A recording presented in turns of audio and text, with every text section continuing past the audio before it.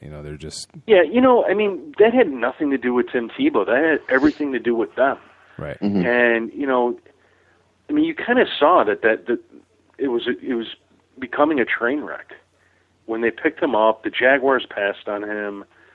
Well, actually, the Jaguars did not pass on him. The deal just fell through. Mm-hmm. So, I mean, something was sort of awry with everything that was going on, and Mark Sanchez was walking into a pressure-filled situation after actually having one of his better years in terms of yardage and touchdowns. If you put interceptions to the side. Mm-hmm. And this is not to say that suddenly Mark Sanchez is this great quarterback, but it certainly indicates that, you can't necessarily put everything on the player. I mean, they walk into a situation, and if you're told what to do and it ends up being the wrong thing, and you do it, and it's the wrong thing, I mean, why would you blame the player? But everybody loves to do that. Right.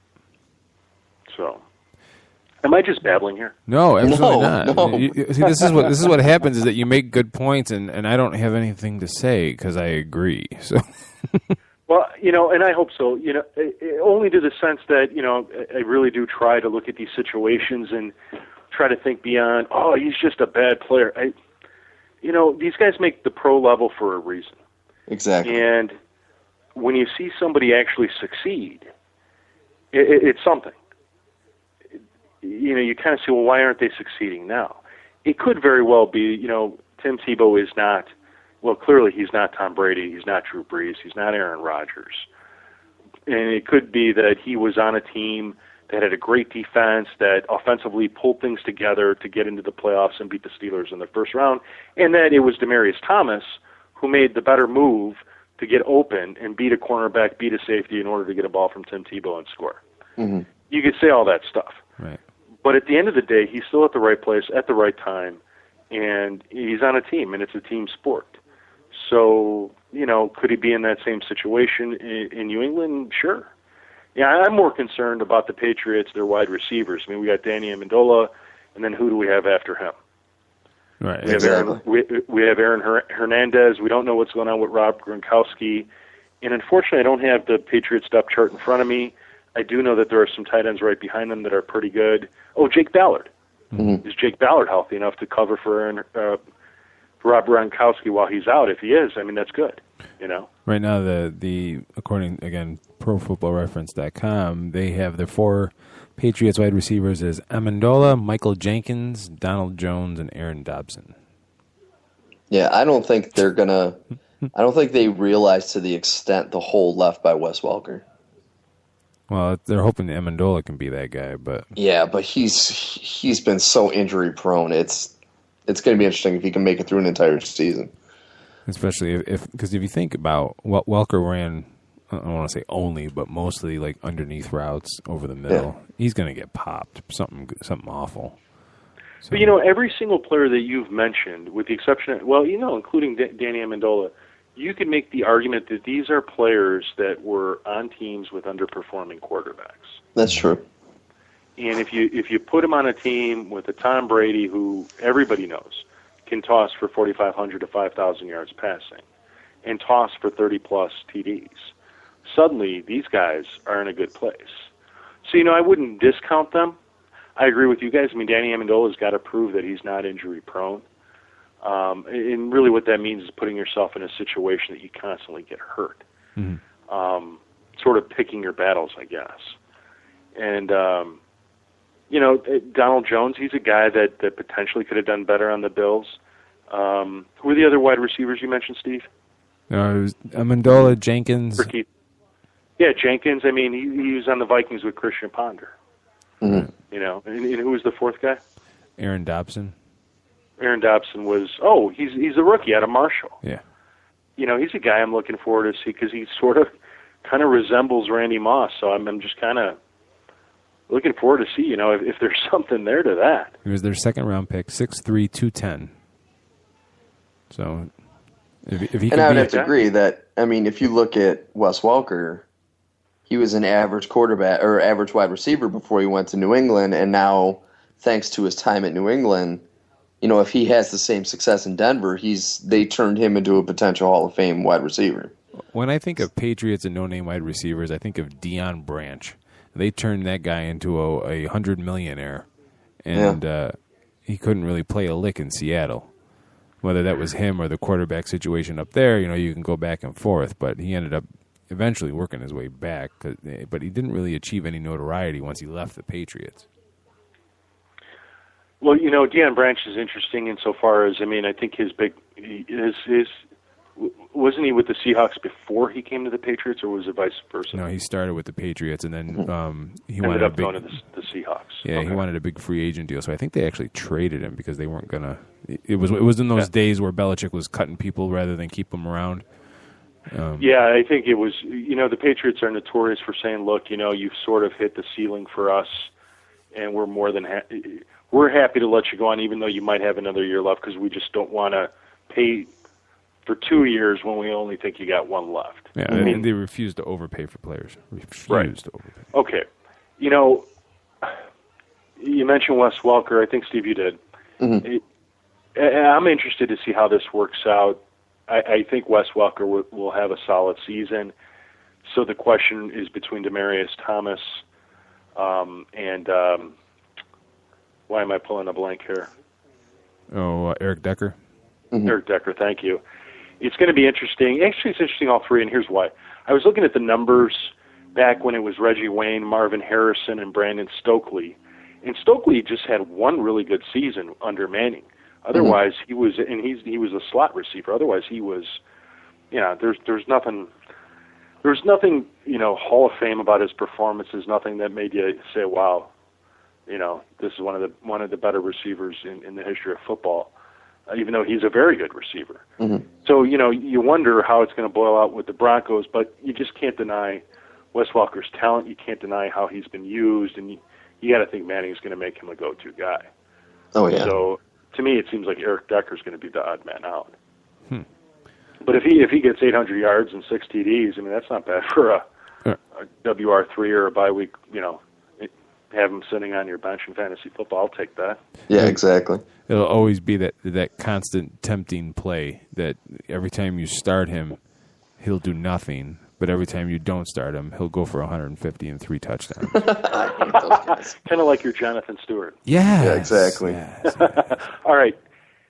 I need to know, Keith, what is the surprise out of left field NFL question you have for me today? Actually, I don't have anything. I'm not going to catch you off guard. Kidding.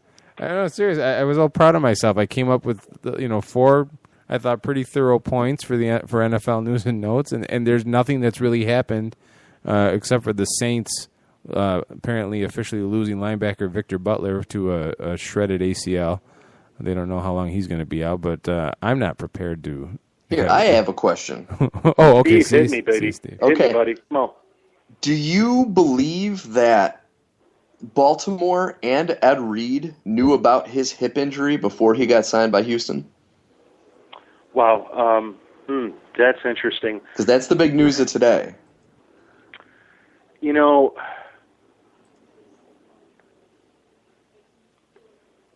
I don't know that I have an answer to that question, but when I saw that myself, I kind of was I thought to myself, isn't this so very Ed Reed? Mm-hmm. Sort of saying I'm hurt and I need to take it easy and blah blah blah, and then when you sort of need him, he shows up. Mm-hmm. So I don't have an answer to the question, but just when the news was being reported, I kind of sat back and said, what am I to make of this? We've seen Ed Reed miss games, and then suddenly, seemingly when it counts, he steps up and he makes plays. Mm-hmm. So I know I didn't answer your question because I don't have the answer to it, but it's definitely an interesting. It's like when you were a kid and you played sports. Were you ever on a team where there was one guy, he seemed to always get hurt, or he complained he was hurt, but he was the star of the team? Mm-hmm. That sort of seems to be Ed Reed. Now, I saw the interview where he pretty much blamed Tom Brady's little kick slide. Oh, yeah. For causing the hip injury in the first place. So if you want to kind of connect the dots, if that's what they're dating it back to, then I don't see how there's a way the Ravens didn't know about it. But the point is he played in the Super Bowl. He had a solid Super Bowl performance. Yeah, so how can you say that? That's why I kind of question everything that's going on. And potentially, the staff themselves probably sit there and go, we'll let Ed deal with this. He's a veteran, and if he needs to if he wants to ease into things, he deserves it. We know what we're getting. I don't know. And surprising to me is most players, and you would think someone his age with the traction he has, do they not get full physicals before they get picked up by these teams? And if something like his injury would have surfaced. Well, if there's something that doesn't show up on an MRI or you know what I mean? No, but I mean, you would have figured they would have to give him some kind of range of motion test or something. And I mean, if you have an injury like his that could potentially keep you out of the majority of training camp, it's something that you think would have shown up in one of their tests. Yeah, I mean, I think you're absolutely correct. One day I'm going to talk to somebody to explain to me exactly what the physical is that NFL players go to in order to consummate trades. Mm-hmm. But I would imagine, besides the simple stuff, your blood pressure, checking your heart, that a physician is given your prior medical records. Mm. And since this is a sport where orthopedic injuries tend to permeate, the industry or the business, whatever you want to call it, or the sport, they pull on your legs, they pull on your knees, they squeeze things to elicit pain or, get a reaction that suddenly raises a red flag, and that those things didn't come out. Or maybe something did, and one of their physicians looked at it and said, I'm not concerned about it. Yeah, he's got some recovery time, but I'm not concerned about it. He should be fine. Yeah. So I don't know if maybe it's the beard, but Ed Reed to me looks like very quickly. That's it, Keith. It's the beard. No, you're dead on. Can I finish my statement? No, you can't. Maybe. Not after saying is it the beard. Wait, would you just let me follow that up with it's his chest hair? No, can you finish? I'm getting off the phone. Let me finish where I'm going here. Jesus. Maybe it's just the beard, but Ed really seems like he's quickly turning into Grandpa Ed. He just looks. My only concern is, you wonder the culture of the Texans, if whatever's going on here, if it's okay, if it's sort of. You never want that kind of stuff to rub people the wrong way, which is why everybody worries about Terrell Owens, Randy Moss, bringing them onto a team and something happening, and suddenly players aren't playing as hard as they should. Well, T.O. is still looking for another chance. Maybe he can play free safety. I think he could still. I mean, if you think about it, his last. I mean, mind you, it was 2010 when he last played with Cincinnati. Yeah, I think so. He actually put up solid numbers. I mean, he had a really good season. It's never been physically with him though. It's always been psychologically.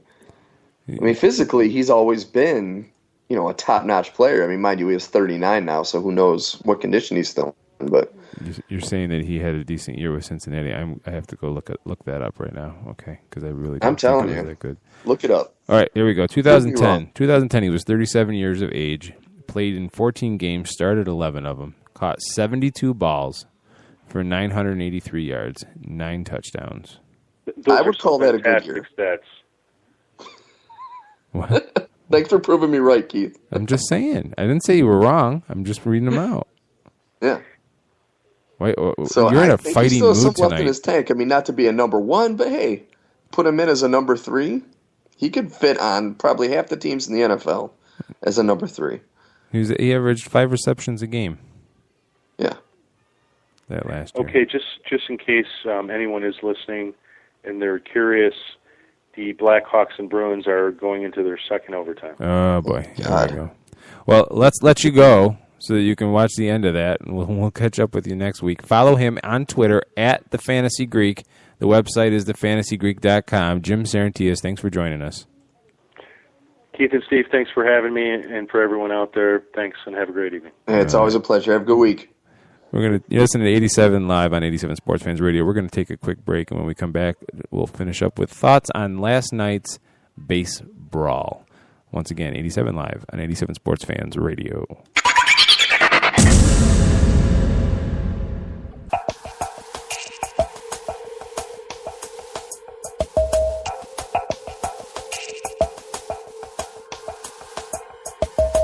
Let's try for real something.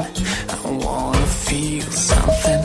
I'm gonna take place where